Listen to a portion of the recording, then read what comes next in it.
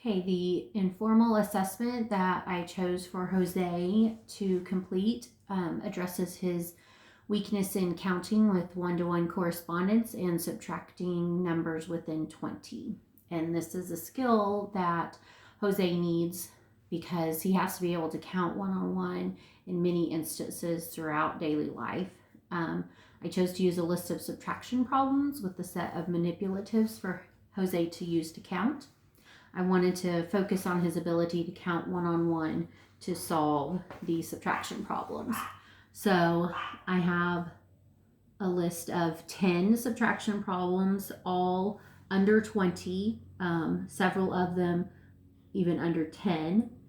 He seemed to become kind of overwhelmed when he saw the numbers like 12 and 14 and even 11. He kind of sighed, and then he would count out how many blocks he needed.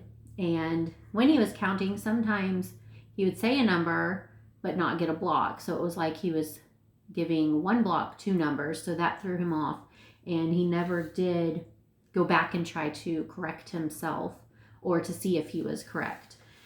And even on like the 7 minus 5, he ended up with the answer 8, which doesn't make sense, but he didn't catch that when he was solving these problems.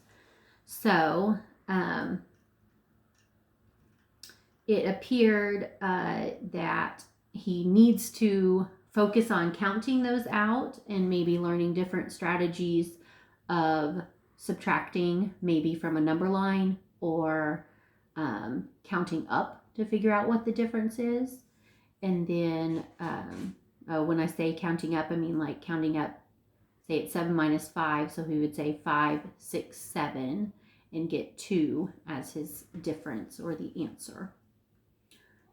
I would recommend that he counts groups of objects and then recounts to ensure that he's accurate, and then learn strategies such as the counting on from a number to find out the difference and using a number line, which would eliminate that need to count out objects one-on-one. He could just start from that subtraction problem and then do jumps down to the number that would be the difference.